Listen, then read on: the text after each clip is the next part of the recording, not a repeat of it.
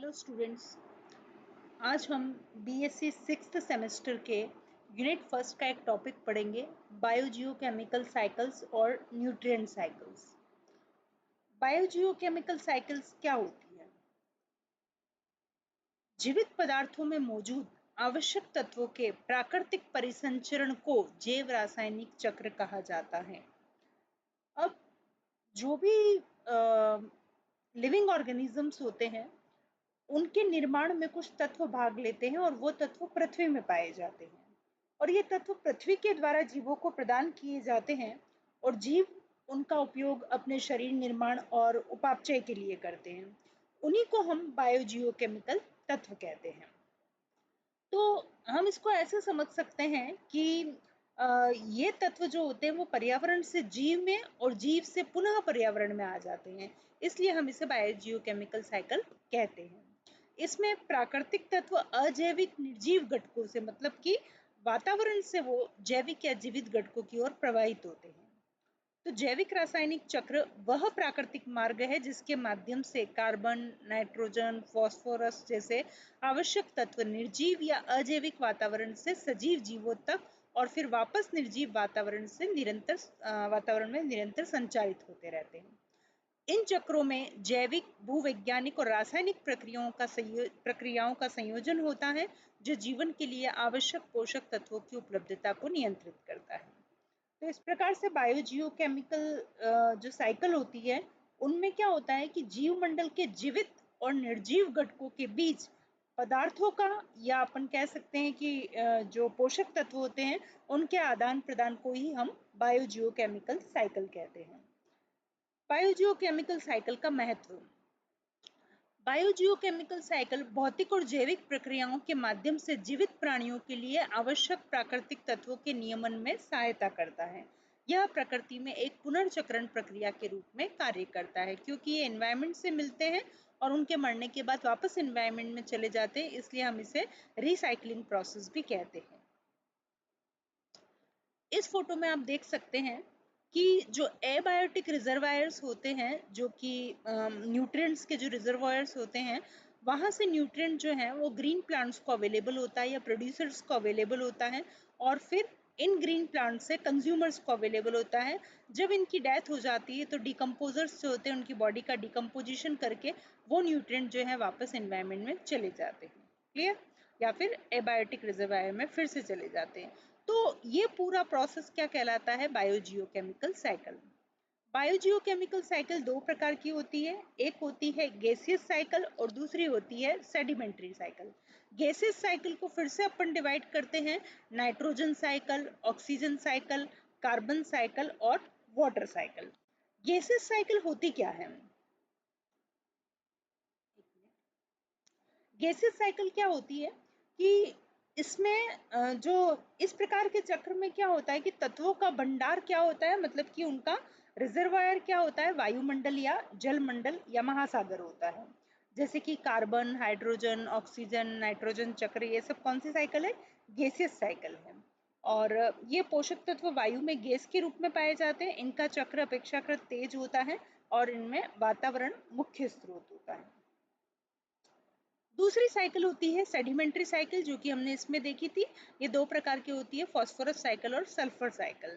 Sedimentary cycle जो होती है इसमें जिन चक्रों का मुख्य भंडार पृथ्वी की चट्टानों, मिट्टी या तलछट होते हैं उन्हें अवसादी चक्र कहते हैं। जबकि गैसियस साइकिल में भंडार क्या थे? वायुमंडल या महासागर, और इसमें क्या होते हैं? पृथ्वी की चट्टानें, मिट्टी या तलछट होते हैं, उन्हें अवसादी चक्र कहते हैं। इसमें फास्फोरस और सल्फर साइकिल आती है। पोषक तत्व मिट्टी और चट्टानों में पाए जाते हैं। इनका चक्र धीमा होता है और भूवैज्ञानिक प्रक्रियाएं महत्वपूर्ण भूमिका निभाती हैं। अब हम सबसे पहले गैसियस साइकिल के बारे में डिस्कस करते हैं। उसमें हम water cycle, carbon, oxygen, nitrogen, इन सब के बारे में पढ़ेंगे। तो पहले हम लेते हैं वाटर साइकिल। तो वाटर एक प्राकृतिक घटना होती है जिसमें जल पृथ्वी से वायुमंडल में और फिर वापस पृथ्वी पर आता है, जिससे चक्र पूरा होता है। इसमें कई प्रक्रियाएं शामिल होती है और जल के जो रिजर्वायर होते हैं वो नदियां, झील, भूजल स्तर, ये सब मीठे जल संसाधन, ये सब जो होते हैं वो इनके रिजर्वायर होते हैं। और इसकी हम सबसे पहले वायुमंडल, महासागर, झीलें, नदियां, ये सब जो है वो रिजर्वॉयर है। तो जल क्या करता है कि जल चक्र के अंदर कुछ स्टेप्स होती है, उसमें सबसे पहले वाष्पीकरण का प्रोसेस होता है। जैसे कि सनलाइट जब किसी वार्म ओशन सरफेस पर गिरती है तो सूर्य की ऊष्मा के कारण क्या होता है कि समुद्र, नदियों और झीलों का जो जल होता है वो वाष्प में बदल जाता है। इस प्रक्रिया को हम कहते हैं वाष्पीकरण, और ये जल वाष्प जो होती है वो वायुमंडल में चली जाती है। तो पहला प्रोसेस आता है वाटर साइकिल में वाष्पीकरण, जिसमें वाटर का इवेपोरेशन हो जाता है। दूसरा हम बात करते हैं ट्रांसपिरेशन या फिर वाष्पोत्सर्जन। ये पौधे की पत्तियों पर जब सनलाइट गिरती है तो यहाँ का जो जल वाष्प के रूप में बाहर निकलता है, जिसे हम ट्रांसपिरेशन या वाष्पोत्सर्जन कहते हैं। थर्ड आता है संघनन। अब वायुमंडल में उपस्थित जल वाष्प जो कि ट्रांसपिरेशन से और इवेपोरेशन से एनवायरमेंट में गई है, तो वो वायुमंडल में उपस्थित जल वाष्प ठंडी होकर के छोटे छोटे जल के कणों में बदल जाती है। तो ये प्रोसेस जो है कंडेंसेशन है, इसमें छोटी छोटी पानी की ड्रॉपलेट्स और आइस क्रिस्टल्स बन जाते हैं, और जो एयर में पार्टिकुलेट मैटर होता है उसके साथ में ये मिल जाते हैं। तो ये वाटर ड्रॉपलेट्स जब इन पार्टिकल्स के साथ मिल जाती तो इनको अपन एरोसोल्स कहते हैं। अब ये क्या करते हैं, बादल का निर्माण करते हैं। Atmosphere saturated with moisture forming cloud. अब बादल बन जाते हैं, इन बादलों में पानी भरा हुआ रहता है। तो थर्ड जो प्रक्रिया है वो है कंडेंसेशन की। पहली कौन सी थी, इवेपोरेशन या वाष्पीकरण, दूसरी वाष्पोत्सर्जन या ट्रांसपिरेशन, और तीसरी होती है संघनन या कंडेंसेशन। चौथा आता है प्रेसिपिटेशन या वर्षा। अब जो बादल अभी कंडेंसेशन प्रोसेस में बने थे, इन बादलों से फिर क्या होती है, वर्षा होती है। तो जल वर्षा, हिमपात या ओलों के रूप में पानी जो है वो बादल से पृथ्वी पर गिरता है, इसे हम प्रेसिपिटेशन या वर्षण कहते हैं।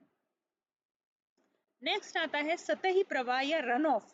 अब ये बादलों से जो वर्षा हो रही है, इसका कुछ जल जो होता है वो नदियों, झीलों और समुद्रों की ओर बहता है, इसे हम क्या कहते हैं, सतही प्रवाह कहते हैं। फिर आता है इनफिल्ट्रेशन या अवशोषण या अंतःस्रवण।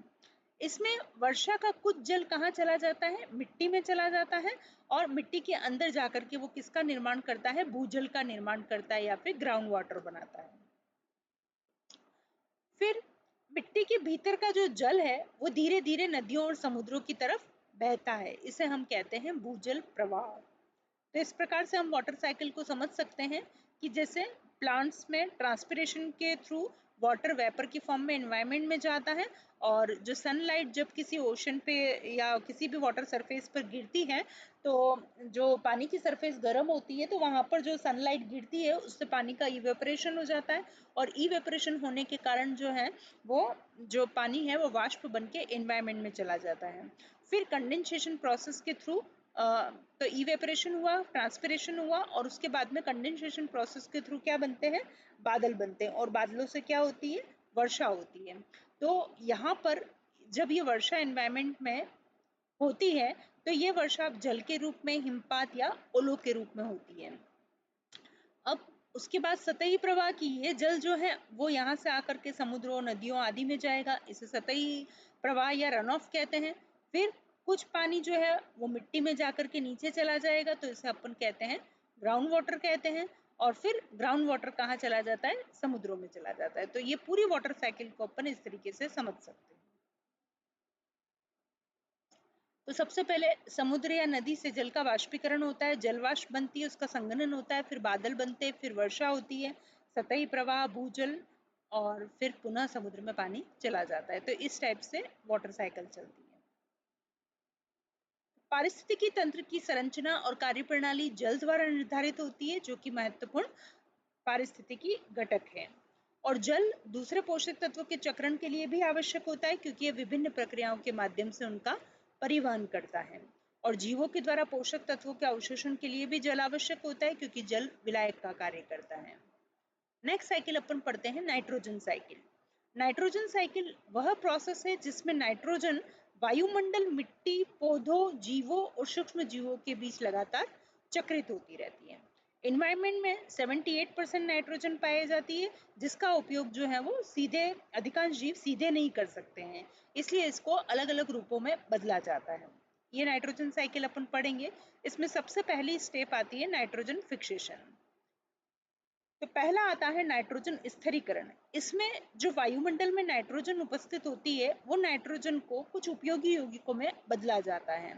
तो कुछ बैक्टीरिया होते हैं जैसे कि जो जड़ों में पाए जाते हैं, राइजोबियम और एजोटोबैक्टर बैक्टीरिया जो हैं वो वातावरण की नाइट्रोजन को फिक्स करके या उसका स्थिरीकरण करके उसको अमोनिया में बदल देते हैं।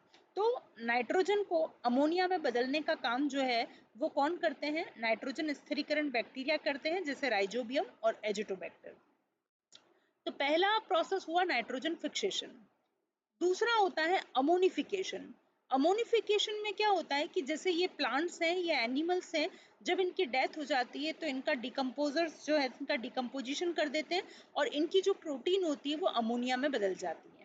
तो NH4 से NH3 बनता है और फिर जब अमोनिया में बदल जाती है तो ये अमोनिया फिर नाइट्राइट में बदलती है। तो पहला स्टेप जो था वो नाइट्रोजन फिक्सेशन था, जिसमें नाइट्रोजन फिक्स करने वाले जो बैक्टीरिया होते हैं वो क्या करते हैं, इस नाइट्रोजन को किस में बदल देते हैं? अमोनिया में बदलते हैं। दूसरा अमोनिफिकेशन, जिसमें कि डेड प्लांट्स और एनिमल्स जो होते हैं उनका डिकम्पोजिशन प्रोसेस के द्वारा अमोनिया बनती है और वो अमोनिया जो होती है इससे प्राप्त हुई अमोनिया, और ये अमोनिया जो है वो किस में बदल जाती है? नाइट्राइट में। तो जब अमोनिया नाइट्राइट में बदलती है तो उस प्रोसेस को कहते हैं नाइट्रीकरण। तो सबसे पहले अमोनिया नाइट्राइट में बदलती है और नाइट्राइट के बाद वो नाइट्रेट में बदलती है। तो अमोनिया का नाइट्राइट में बदलना और नाइट्राइट का नाइट्रेट में बदलना दोनों ही प्रोसेस कहलाते हैं नाइट्रिफिकेशन या नाइट्रीकरण। इसमें दो बैक्टीरिया काम आते हैं। अमोनिया से जब नाइट्राइट बनती है तो जो बैक्टीरिया काम आता है उसे कहते हैं नाइट्रोसोमोनास, और नाइट्राइट से जब नाइट्रेट बनता है तो कौन सा बैक्टीरिया काम आता है? नाइट्रोबैक्टर। क्लियर? तो ये जो थर्ड प्रोसेस होता है वो कहलाता है नाइट्रिफिकेशन, जिसमें अमोनिया से नाइट्राइट और नाइट्राइट से नाइट्रेट बनती है। अब ये नाइट्रेट वो फॉर्म है जिसको पौधे ले सकते हैं। तो नेक्स्ट स्टेप जो फोर्थ स्टेप आती है वो आती है एसिमिलेशन, क्योंकि जो पौधे होते हैं वो नाइट्रोजन को किस रूप में लेते हैं? नाइट्रेट के रूप में लेते हैं। तो अब पौधे जो हैं वो नाइट्रोजन को नाइट्रेट के रूप में अवशोषित करते हैं और पौधों से ये नाइट्रोजन किधर की तरफ जाती है? एनिमल्स में जाती है। क्लियर? तो नेक्स्ट प्रोसेस क्या कहलाता है? एसिमिलेशन। एसिमिलेशन जो है इसे हम आत्मसात भी कहते हैं, जिसमें पौधे जो हैं वो नाइट्रोजन को नाइट्रेट की फॉर्म में अवशोषित करते हैं और फिर यहाँ से ये नाइट्रोजन किधर चली जाती है? एनिमल्स में चली जाती है। नेक्स्ट स्टेप आती है डीनाइट्रिफिकेशन। डीनाइट्रिफिकेशन में क्या होता है, यहाँ पर जो नाइट्रेट थी तो कुछ बैक्टीरिया का क्या करते हैं कि इस नाइट्रेट को चेंज कर देते हैं नाइट्रोजन में और वो नाइट्रोजन वापस चली जाती है एटमॉस्फेयर में। तो ये जो बैक्टीरिया है जो नाइट्रेट को नाइट्रोजन में बदलते हैं वो कहलाते हैं डीनाइट्रीफाइंग बैक्टीरिया, जैसे कि स्यूडोमोनास। तो ये स्टेप जो है वो कहलाती है डीनाइट्रिफिकेशन। तो इस प्रकार हम देख सकते हैं कि वायुमंडल की नाइट्रोजन का फिक्सेशन हुआ और फिर वो नाइट्रोजन अमोनिया में बदली, और फिर ये अमोनिया में बदलने के बाद में अमोनिया किस में बदलती है? नाइट्राइट में, और नाइट्राइट किस में बदलता है? नाइट्रेट में। तो ये प्रोसेस क्या कहलाता है? नाइट्रीकरण, जिसमें अमोनिया अल्टीमेटली नाइट्रेट में बदल जाती है। फिर पौधे और जीव इसको नाइट्रेट के रूप में लेते हैं। जब इनकी डेथ हो जाती है तो इनके मृत अवशेष होते हैं, उनका अमोनिफिकेशन होता है, मतलब कि अमोनिया बनती है। फिर डीनाइट्रिफिकेशन के द्वारा और अमोनिया, यहाँ पर अमोनिफिकेशन के थ्रू अमोनिया बनती है, अमोनिया नाइट्राइट में बदलेगी, फिर नाइट्रेट होगा, फिर नाइट्रेट जो है इसका डीनाइट्रिफिकेशन होकर के वो वापस से नाइट्रोजन एनवायरमेंट में चली जाती है। तो नाइट्रोजन चक्र का क्या महत्व है कि ये पौधे की वृद्धि के लिए आवश्यक होती है, प्रोटीन के निर्माण में सहायता करती है, मिट्टी की उर्वरता बनाए रखती है और पारिस्थितिकी संतुलन बनाए रखती है। नेक्स्ट हम देखते हैं कार्बन साइकिल। तो कार्बन साइकिल वो बायोजियोकेमिकल साइकिल होती है जिसमें कार्बन तत्व वातावरण, जीवों, जल तथा भूमि के बीच लगातार घूमता रहता है। यह पृथ्वी पर जीवन के लिए अत्यंत आवश्यक है क्योंकि सभी जीवित प्राणियों के शरीर में क्या पाया जाता है? कार्बन पाया जाता है। या फिर हम कह सकते हैं कि यह वह प्रक्रिया है जिसमें कार्बन वातावरण, जल, मिट्टी तथा जीवों के बीच निरंतर संचारित होता रहता है, उसे हम कार्बन चक्र कहते हैं। अब इसमें हम पहला देखते हैं, पहली स्टेप आती है फोटोसिंथेसिस। तो आप यहाँ पर देख सकते हैं कि एटमॉस्फेयर की जो कार्बन डाइऑक्साइड है उसका यूज करके और पानी का उपयोग करके कार्बन डाइऑक्साइड और वाटर के थ्रू क्या होता है, फोटोसिंथेसिस की प्रक्रिया होती है सनलाइट की प्रेजेंस में, जिससे क्या होता है, फूड बनता है या फिर ग्लूकोज का निर्माण होता है। तो आप देख सकते हैं यहाँ पर कार्बन डाइऑक्साइड और जल मिलकर के ग्लूकोज बना रहे हैं और साथ ही क्या गैस रिलीज होती है, ऑक्सीजन गैस रिलीज होती है। तो यहाँ से जो ऑक्सीजन रिलीज होती है उसको जो ये एनिमल्स हैं वो किस में काम में लेते हैं, रेस्पिरेशन में काम में लेते हैं। अब ये एनिमल्स इसको रेस्पिरेशन में ऑक्सीजन काम में लेंगे यहाँ से, तो फिर बदले में क्या छोड़ेंगे, कार्बन डाइऑक्साइड, और वो कार्बन डाइऑक्साइड वापस कहाँ चली जाएगी, एटमॉस्फेयर में। तो आपने देखा फर्स्ट प्रोसेस फोटोसिंथेसिस का था जिसमें कार्बन डाइऑक्साइड और वाटर ने मिलकर के ग्लूकोज बनाया और ऑक्सीजन को रिलीज किया। ये ऑक्सीजन कहाँ काम आई, रेस्पिरेशन में काम आई, और फिर बदले में कार्बन डाइऑक्साइड वापस एनवायरमेंट में चली गई। अब आता है डिकम्पोजिशन। डिकम्पोजिशन में क्या होता है कि जब ये एनिमल्स और प्लांट्स ये मर जाते हैं तो उसके बाद में डिकम्पोजर्स के द्वारा इनकी बॉडी का डिकम्पोजिशन किया जाता है, और जब बॉडी डिकम्पोज हो जाती है तो उन जीवों से जो कार्बन होता है वो मिट्टी और वातावरण में वापस पहुंच जाता है। तो थर्ड प्रोसेस है अपघटन या डिकम्पोजिशन का। फोर्थ होता है कंबशन, जीवाश्म ईंधन का दहन, जब कोयला, पेट्रोलियम और प्राकृतिक गैस जलते हैं तो भी कार्बन डाइऑक्साइड वातावरण में जाती है। फिफ्थ आता है समुद्र द्वारा अवशोषण।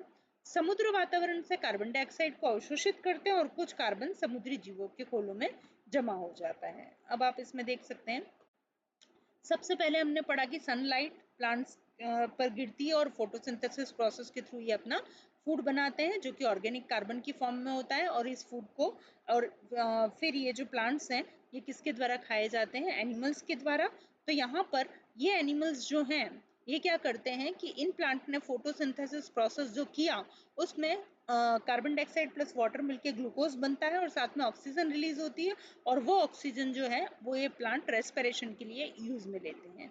तो श्वसन के थ्रू यहाँ पर वापस कार्बन डाइऑक्साइड निकलेगी और वो कार्बन डाइऑक्साइड जो होती है वापस कहाँ चली जाती है, एनवायरमेंट में चली जाती है। तो जब ये एनिमल्स और प्लांट्स की डेथ हो जाती है तो उसके बाद में इनका डिकम्पोजिशन होता है, और डिकम्पोजिशन से भी क्या निकलती है, कार्बन डाइऑक्साइड निकलती है जो वापस कहाँ चली जाती है, एनवायरमेंट में चली जाती है। और फॉसिल्स और फॉसिल्स फ्यूल का जब दहन होता है तब भी कार्बन डाइऑक्साइड निकलती है, वो भी एनवायरमेंट में चली जाती है, और समुद्र जो है वो इनका क्या करते हैं, इस कार्बन डाइऑक्साइड का अवशोषण करते हैं या अपटेक करते हैं। तो वातावरण में कार्बन डाइऑक्साइड का संतुलन कौन बना के रखता है, कार्बन चक्र पौधों को भोजन निर्माण में सहायता करता है, ऊर्जा प्रवाह और खाद्य श्रृंखला को बनाए रखता है, और जलवायु नियंत्रण में महत्वपूर्ण भूमिका निभाता है। नेक्स्ट हम पढ़ते हैं ऑक्सीजन साइकिल। ऑक्सीजन चक्र वह बायोजियोकेमिकल साइकिल है जिसमें ऑक्सीजन वायुमंडल, जीवों, जल और मिट्टी के बीच लगातार घूमती रहती है। सब में डेफिनेशन सेम चल रही है, सिर्फ आपको इनका नाम चेंज कर देना है। यह पृथ्वी पर जीवन के लिए बहुत आवश्यक है क्योंकि सभी जीव श्वसन के लिए ऑक्सीजन का उपयोग करते हैं। क्लियर? अब फोटोसिंथेसिस प्रोसेस किया प्लांट्स ने तो कौन सी गैस निकली, ऑक्सीजन, और वो ऑक्सीजन कहाँ चली गई, एटमॉस्फेयर में चली गई, और एनिमल्स और प्लांट्स जो हैं इस ऑक्सीजन का उपयोग करते हैं सांस लेने में और बदले में कार्बन डाइऑक्साइड को छोड़ते हैं, और वो कार्बन डाइऑक्साइड को वापस कौन ग्रहण करता है, प्लांट, और फिर क्या करते हैं, फोटोसिंथेसिस की प्रक्रिया करते हैं। तो सबसे पहले फोटोसिंथेसिस हो रहा है। फोटोसिंथेसिस में जो ग्रीन प्लांट्स होते हैं वो कार्बन डाइऑक्साइड का यूज करके और सनलाइट और वाटर का यूज करके वो फोटोसिंथेसिस प्रोसेस के थ्रू ग्लूकोज का फॉर्मेशन करते हैं और साथ ही ऑक्सीजन गैस को एटमॉस्फेयर में छोड़ते हैं, और ये ऑक्सीजन जो है प्लांट्स और एनिमल श्वसन में काम में लेते हैं। फिर आता है दहन, लकड़ी, कोयला, पेट्रोलियम मतलब फॉसिल्स और फॉसिल्स फ्यूल्स के जलने जब ये जलते हैं तब भी किसका उपयोग होता है, ऑक्सीजन का, और बदले में ये क्या छोड़ते हैं, कार्बन डाइऑक्साइड। तो अपन देखते हैं इंडस्ट्रियल कंबशन हो रहा है, तो कंबशन में इनके जलने में तो किसका उपयोग हो रहा है, ऑक्सीजन का, और इनसे निकल क्या रही है, कार्बन डाइऑक्साइड। फिर आता है डिकम्पोजिशन, जब इनकी डेथ हो जाती है तो उसके बाद जो इनका माइक्रो ऑर्गेनिज्म जो होते हैं वो ऑक्सीजन का उपयोग करके इनका क्या करते हैं, डिकम्पोजिशन। तो डेड ऑर्गेनिज्म के डिकम्पोजिशन में कौन सी गैस काम में आती है, ऑक्सीजन। क्लियर? फिर आता है जल में ऑक्सीजन। जल में घुली ऑक्सीजन जलीय जीवों के लिए आवश्यक होती है। तो इस प्रकार से अपन ये ऑक्सीजन साइकिल देखते हैं। इसका महत्व क्या है कि ऑक्सीजन को प्राणवायु कहते हैं, ये श्वसन के लिए जरूरी होती है। एनवायरमेंट में ऑक्सीजन की वजह से गैसों का बैलेंस बना रहता है और जीवन को पृथ्वी पर संभव भी ऑक्सीजन बनाती है। अब आती है सल्फर साइकिल। इस साइकिल में सल्फर जो है एनवायरमेंट, मिट्टी, जल और जीवों के बीच लगातार घूमता रहता है और यह प्रोटीन और कुछ विटामिन के निर्माण के लिए बहुत आवश्यक होता है। इस सल्फर के प्राकृतिक स्रोत क्या हैं? तो आप इस डायग्राम में देख सकते हैं कि ज्वालामुखी के विस्फोट से भी सल्फर एनवायरमेंट में रिलीज होती है और साथ ही चट्टानों के टूटने से भी सल्फर एनवायरमेंट में आती है। तो यहाँ पर ये सल्फर का सोर्स हुए, ये नेचुरल सोर्स हुए और फिर ये वायुमंडल और मिट्टी में जाते हैं। फिर पौधों द्वारा अवशोषण। अब आपको इस फोटो में यहाँ प्लांट्स दिखाई दे रहे हैं। प्लांट्स सल्फर को किस फॉर्म में लेते हैं? तो सल्फेट, जो सॉइल में सल्फेट होता है तो उस फॉर्म में ये सल्फर को प्लांट लेते हैं। तो पौधों द्वारा अवशोषण सल्फेट के रूप में होता है। फिर इन प्लांट्स को कौन खाता है? एनिमल्स खाता है, तो ये सल्फर एनिमल में पहुंच जाती है। फिर आता है अपघटन। अब इनकी डेथ के बाद में क्या होगा? प्लांट्स और एनिमल्स की डेथ के बाद में इनका डिकम्पोजिशन होगा और डिकम्पोजिशन होने के बाद में सल्फर वापस कहाँ चली जाएगी? मिट्टी में चली जाएगी। और कुछ बैक्टीरिया ऐसे होते हैं जो सल्फर को अलग अलग रूप में बदलकर भी वातावरण और मिट्टी में भेजते हैं। 6 आता है मानव गतिविधि। उद्योगों और जीवाश्म ईंधन के जलने से, जैसे आप देख सकते हैं कि यहाँ पर इंडस्ट्रियल इमिशन है और फॉसिल्स फ्यूल है, इनके जलने से भी क्या होता है? सल्फर डाइऑक्साइड एटमॉस्फेयर में आती है। और जब ये सल्फर डाइऑक्साइड एटमॉस्फेयर में होती है तो बादलों से जब बारिश होती है तो उसमें ये SO2 मिल जाती है, तो SO2 प्लस H2O मिलकर के H2SO4 बना देते हैं, जिसे हम सल्फ्यूरिक अम्ल बोलते हैं। और ये बारिश जब पृथ्वी पर गिरती है तो इसे हम एसिड रेन की संज्ञा देते हैं, क्योंकि इसकी pH कम होती है। ये एसिड बनने के कारण इनकी pH कम हो जाती है, इसे हम एसिड रेन कहते हैं। तो इस प्रकार से हमने सल्फर साइकिल का प्रोसेस में इसके स्रोत देखे, पौधों के द्वारा इसका अवशोषण, भोजन श्रृंखला, अपघटन, बैक्टीरिया की भूमिका और मानव गतिविधि का अध्ययन किया। नेक्स्ट आती है फॉस्फोरस साइकिल। ये भी एक बायोजियोकेमिकल साइकिल है और फॉस्फोरस जो है मिट्टी, चट्टानों, जल और जीवों के बीच में घूमता रहता है। यह DNA, ATP और हड्डियों और दांतों के निर्माण के लिए आवश्यक होता है। हाँ, चट्टानों की वेदरिंग। फॉस्फेट जो है चट्टाने टूटकर मिट्टी और जल में फॉस्फेट छोड़ती है। अब आप इसमें देख सकते हैं कि यहाँ पर लिखा है वेदरिंग ऑफ रॉक्स, मतलब कि ये चट्टाने जो हैं इनका जब क्षरण होता है तो फॉस्फेट जो है वो कहाँ होता है? सॉइल में या पानी में आता है। क्लियर? तो पहली स्टेप में चट्टानों की वेदरिंग हो रही है, मतलब कि चट्टानों का अपक्षय हो रहा है, जिसके कारण जो है वो मिट्टी और जल में फॉस्फेट मिल रहा है। फिर पौधे मिट्टी से फॉस्फेट, क्योंकि मिट्टी में पौधे उगते हैं तो पौधे फॉस्फेट लेते हैं और उससे अपने उत्कों में उपयोग करते हैं। तो यहाँ पर ये रॉक की वेदरिंग से फॉस्फेट आया। इस फॉस्फेट, ये जो सॉइल में प्रेजेंट है, इसको किसने लिया? प्लांट ने। और इन प्लांट को किसने खाया? एनिमल्स ने। तो ये फॉस्फेट कहाँ पहुंच गया? एनिमल्स में। जब इनकी डेथ हो जाती है तो डिकम्पोजर्स के द्वारा डिकम्पोजिशन होता है और फिर वापस से फॉस्फेट कहाँ चला जाता है? सॉइल में। क्लियर? तो इतना प्रोसेस अपन ने देखा, अपघटन तक का देखा और फिर अपघटन के थ्रू फॉस्फेट वापस कहाँ चला गया? मिट्टी में। कुछ फॉस्फेट वर्षा और बहाव के साथ नदियों और समुद्र में पहुंच जाता है और वहां पर तलछट बनाता है। अब कुछ फॉस्फेट कहाँ चला गया? नदी समुद्र में, और नीचे की ओर जाकर के बैठ गया, जिसको हम सेडिमेंट कहते हैं, तलछट कहते हैं। फिर धीरे धीरे इनसे क्या होता है? रॉक का निर्माण हो जाता है या चट्टानों का निर्माण हो जाता है। फिर वापस से यही प्रोसेस चलता है, इसे हम कहते हैं फॉस्फोरस साइकिल। तो पुनः चट्टान बन जाती है और इस प्रकार ये चक्र दोबारा शुरू हो जाता है। Thank you.